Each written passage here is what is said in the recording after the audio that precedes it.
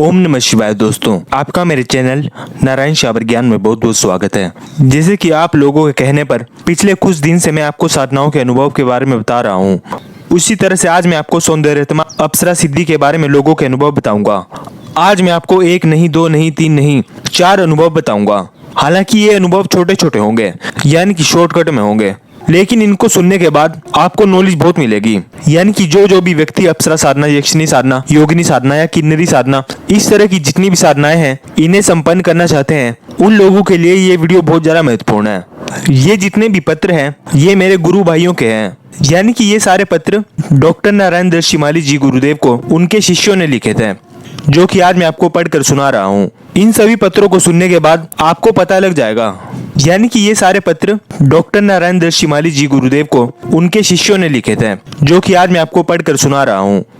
इन सभी पत्रों को सुनने के बाद आपको पता लग जाएगा कि आपको सौंदर्यतमा अप्सरा साधना में किस तरह के अनुभव आ सकते हैं, या किसी भी अप्सरा साधना में किस तरह के अनुभव आएंगे, क्योंकि सभी अप्सराओं में लगभग एक जैसे ही अनुभव आते हैं। सबसे पहले मैं आपको पहला पत्र पढ़कर सुनाता हूँ, लेकिन उससे पहले मेरी आप सभी से रिक्वेस्ट है कि प्लीज चैनल को सब्सक्राइब कर लें, क्योंकि मैं आपको इसी तरह से और भी अनुभव बताने वाला हूँ, जिनको सुनकर आपको साधनाओं से संबंधित बहुत अच्छा ज्ञान मिलेगा। बाकी सब कुछ आपकी इच्छा पर निर्भर करता है। चलिए अब पत्र की शुरुआत करते हैं। सबसे पहले साधक लिखते हैं, परम पूज्य पंडित जी, अत्यंत ही सुंदर, कमनीय बेंत की तरह चमकता हुआ सुंदर गोरा शरीर, लंबी झील सी आंखें, अंडाकार चेहरा, सुतवा नाक और पीठ पर फैले हुए काली घटाओं से बिखरे हुए बाल। सारे शरीर से एक अपूर्व सी मादक गंध मेरे नथुनों में आ रही थी और मैं आसन पर बैठा हुआ था। सौंदर्योत्तमा अप्सरा साधना से संबंधित मैं मंत्र जाप कर रहा था। साधना का आज अंतिम दिन था और मैं एकाग्रचित होकर मंत्र जाप में लीन था। यद्यपि दरवाजा बीड़ा हुआ था, फिर भी वह सौंदर्योत्तमा अप्सरा अचानक प्रकट होकर धीरे धीरे मेरे पास आकर बैठ गई। ऐसा सौंदर्य, ऐसी सुगंध मैंने अपने पूरे जीवन में अनुभव नहीं की थी, और उसने अत्यंत ही मुग्ध प्रण दृष्टि से मेरी ओर देखा।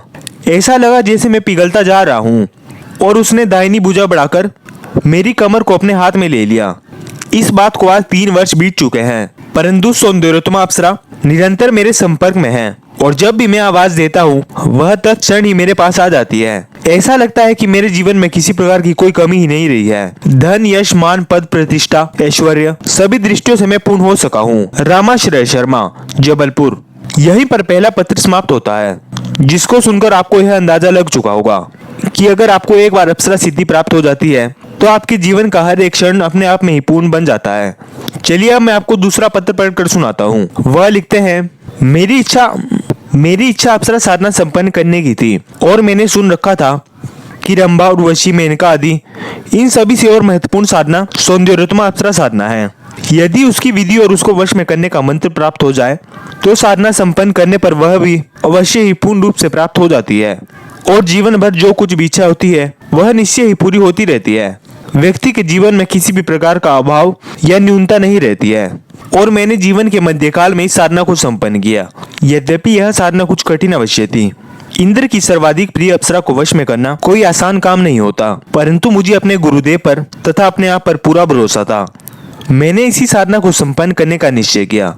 यह 5 दिन की साधना थी, और 5वीं रात को जब मैं स्नान कर सुगंधित पदार्थ लगाकर साधना करने के लिए बैठा, तो घंटे 1.5 घंटे के बाद हल्की नुपुर की ध्वनि सुनाई दी। मेरे कान एक क्षण के लिए सतर्क हुए, फिर धीरे धीरे बार बार नुपुर की ध्वनि नजदीक से नजदीक आती चली गई। ऐसा लगा कि कोई दूर से मेरी तरफ ही आ रहा है। फिर भी मैं अपने मंत्र जाप में तल्लीन था। ऐसा लगा कि कोई दूर से मेरी तरफ आ रहा है। अचानक कमरे का दरवाजा थोड़ा सा खुला, और एक अत्यंत ही सुंदर कमनीय षोडशी बाला कमरे में प्रकट हुई। लाल रंग का घाघरा, ऊपर धानी रंग की ओढ़नी ओढ़े हुए, सलीके से लंबे बालों की वेणी गुंथी हुई थी, अंडाकार चेहरा, ललाट पर दीप दीप करती हुई लाल बिंदी, बड़ी और सुंदर गजरारी आंखें, और सारा शरीर एक सुंदर आभा और प्रकाश से प्रकाशित होता हुआ। ऐसा लगा कि जैसे उसके सौंदर्य से कमरों में हजारों हजारों चंद्रमा खिल गए हों। उसके शरीर से निकलती हुई सुगंध पूरे वातावरण को एक अद्भुत सम्मोहन सा प्रदान कर रही थी। मैं विचलित होने जा रहा था। सही कहूँ तो मैं अपने आप में नहीं रहा था, पर गुरुदेव की कठोर आज्ञा थी कि किसी भी हालात में अपने आसन से उठना नहीं है, और अपनी तरफ से कोई भी हरकत नहीं करनी है। इसीलिए मैं अत्यंत ही कठिनाई से अपने आप को संयम में रखते हुए बैठा रहा। वह शोरसी आगे बढ़ी और मुझसे सट कर बैठ गई। बोली, अब तो साधना पूरी हो गई है, अब किसके लिए माला घुमा रहे हो? और फिर उसने अपनी भुजा मेरे गले में डाल ली। पाठकों के लिए यह सब आश्चर्यचकित या केवल एक कल्पना का अनुभव हो सकती है, पर मेरे जीवन का तो यह यथार्थ है कि इस घटना को संपन्न हुए आज पूरे 5 वर्ष हो गए हैं। पर इन 5 वर्षों में सौंदर्योत्तमा अप्सरा ने मुझ जैसे अकिंचन को और दरिद्र व्यक्ति को क्या कुछ नहीं दिया। धन, मान, पद सब कुछ तो उसका दिया हुआ है, और वह भी अत्यंत ही नम्रता युक्त प्रेमिका के रूप में निरंतर मेरे साथ बनी हुई रहती है।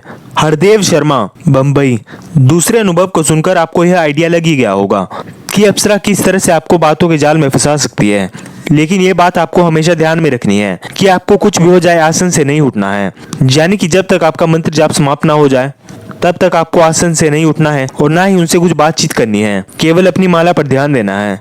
चलिए अब मैं आपको तीसरा पत्र पढ़कर सुनाता हूँ। मेरे जीवन का उद्देश्य साधना ही था, और एक तरह से देखा जाए तो मैंने अपना पूरा जीवन साधना के क्षेत्र में ही बिता दिया था। पर इन साधनाओं के लिए जंगल जंगल छान मारे, परंतु मुझे सही और प्रामाणिक साधनाएं मिली एक गृहस्थ गुरु से।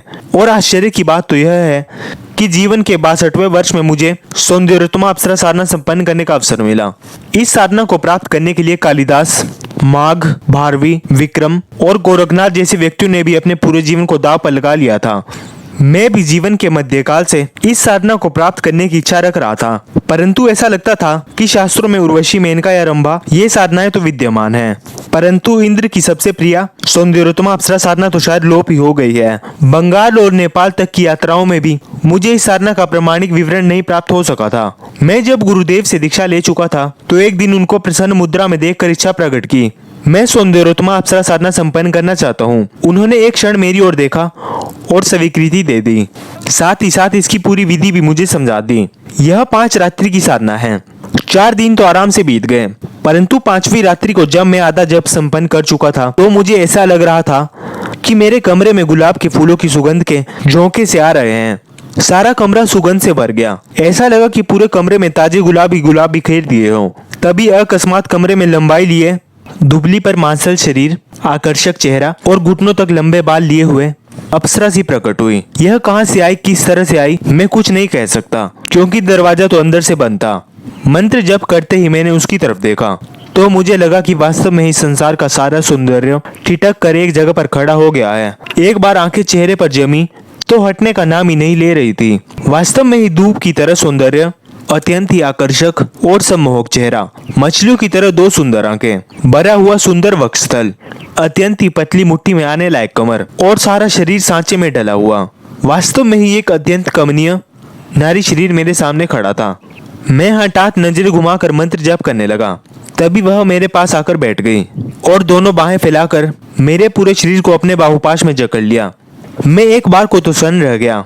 मेरे सारे शरीर में जैसे लावा बह रहा था। मैंने अनुभव किया कि मेरी साधना सफल हो चुकी थी। दूसरे दिन जब मैं बाहर निकला तो सारे घर वाले मुझे देखकर आश्चर्यचकित हो गए थे। सिर पर सफेद बालों की जगह काले बाल आ गए थे, चेहरे की झुर्रियां मिट गई थी और मैं 62 साल का व्यक्ति मुश्किल से 30 वर्ष का जवान लग रहा था। एक एक करके घर वाले मुझे छूते और आश्चर्य करते कि एक रात्रि में यह कायाकल्प कैसे हो गया। ये बात सत्य है। सौंदर्योत्तमा अप्सरा साधना करने वाली साधक पूर्ण रूप से जवान हो जाता है। ये बात आपको सुनने में झूठ लग सकती है, लेकिन यह बिल्कुल ही 100% सच है। अब जो मानना चाहता है वो मान सकता है, और जिसे नहीं मानना है उसे मुझे प्रमाण देने की जरूरत नहीं है। वह आगे लिखते हैं, बाद में मुझे मालूम पड़ा। इसके बाद जो चौथा अनुभव है यह एक साधिका का है। यह लिखती हैं, मेरा जन्म मनाली के आगे वशिष्ठ आश्रम से थोड़ी ही दूर पर रोहतांग के रास्ते पर हुआ था। मेरे माता पिता अत्यंत ही गरीब थे, पर जब मैं बड़ी हुई तो स्वभावतः मेरा रुझान साधना की ओर हो गया और मैंने कई श्रेष्ठ साधनाएं संपन्न कर दी। 2 वर्ष पहले मुझे गुरुदेव मिले और उनसे मैंने निवेदन किया कि मैं सौंदर्योत्तमा अप्सरा साधना को संपन्न करना चाहती हूँ। उस समय गुरुदेव अपने परिवार के साथ मनाली घूमने के लिए आए हुए थे। उन्होंने मुझे इस साधना को संपन्न करने की आज्ञा तो दी ही थी, साथ ही साथ में उन्होंने मुझे पूरी विधि भी समझा दी थी। मैंने इस साधना को प्रारंभ किया। 5वीं रात को जब मैं मंत्र जाप में लीन थी, मेरी आंखें बंद थी, तो मैंने अपनी पीठ पर हल्का सा स्पर्श अनुभव किया। मेरी आंखें खुल गई तो मैंने देखा कि एक अत्यंत ही सुंदर 20 वर्षीय यौवनीय नारी मेरे साथ बैठी हुई है। और उसके शरीर से अपूर्व सुगंध प्रवाहित हो रही है। उसके चेहरे को देखकर मैं ठगी सी रह गई।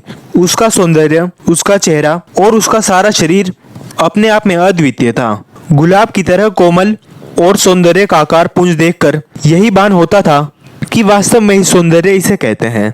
पृथ्वी पर तो ऐसा सौंदर्य देखना ही दुर्लभ है। मैंने जब तक मंत्र जप पूरा किया तब वह मुग्ध भाव से अपने घुटनों पर ठोडी टिकाए मुझे देखती रही, और जब मैं मंत्र जाप करके उठी तो उसने दोनों बाहें फैलाकर मुझे अपने बाहुपाश में जकड़ लिया, जैसे कि हम कई वर्षों पुरानी सहेलियां हों। इस बात को 1.5 वर्ष बीत चुका है, पर एक भी दिन ऐसा नहीं गया है कि मेरे बुलाने पर वह नहीं आई हो। उसका संपर्क ही अपने आप में आनंद और मस्ती देने वाला है। जितने समय तक वह साथ रहती है उतना समय कैसे बीत जाता है कुछ पता ही नहीं चलता। वक्त को तो जिसे पंख लग जाते हैं, और उसकी वजह से मेरे परिवार की दरिद्रता हमेशा हमेशा के लिए समाप्त हो गई है। हमारे परिवार में किसी भी प्रकार की कोई भी कमी नहीं रही है। मेरे न मांगने पर भी वह निरंतर धन, द्रव्य, वस्त्र, आभूषण मुझे प्रदान करती रहती है। यदि मैं कभी उससे ना मिलूं तो ऐसा लगता है कि जैसे मैंने अपने जीवन की सारी पूंजी खो दी है। हिनु वशिष्ठ, आश्रम मनाली, ये कुछ ऐसे पत्र हैं जिन लोगों ने सौंदर्योत्तमा अप्सरा साधना को संपन्न किया है और इसमें सफलता भी पाई है। जो व्यक्ति भी साधना को संपन्न करता है उसके जीवन में प्रगति बढ़ती ही रहती है। वास्तव में ही संसार की सबसे दुर्लभ और महत्वपूर्ण सौंदर्योत्तमा अप्सरा सिद्धि है। जो भी व्यक्ति इसे एक बार संपन्न कर लेता है उसके जीवन में कभी भी कोई कमी नहीं रहती। इन अनुभवों को सुनाने का मेरा आपको एक ही लक्ष्य था कि आप लोग ज्यादा से ज्यादा अप्सरा साधना करें और अपने जीवन को सुखी संपन्न बनाएं। आपके जीवन में जो भी समस्याएं हैं वो फिर चाहे स्वास्थ्य से संबंधित हो, धन से संबंधित हो या फिर सौंदर्य से संबंधित हो, वो सभी आप सौंदर्योत्तमा अप्सरा साधना की मदद से अच्छा कर सकते हैं। अगर किसी व्यक्ति को सौंदर्योत्तमा अप्सरा साधना करनी हो तो वो मुझे व्हाट्सएप पर मैसेज कर सकता है, मैं उसे साधना विधि समझा दूंगा। बाकी मैं बहुत जल्द इस विषय पर 1-2 दिन के अंदर ही वीडियो भी डाल दूंगा ताकि आप वहां से देख सकें। इस वीडियो के लिए इतना ही। अगर आपको वीडियो अच्छी लगी है तो आप वीडियो को लाइक कर सकते हैं और कमेंट में जय गुरुदेव जरूर लिखें। बाकी अभी के लिए आप सभी मेरे साथ कहिए ओम नमः शिवाय।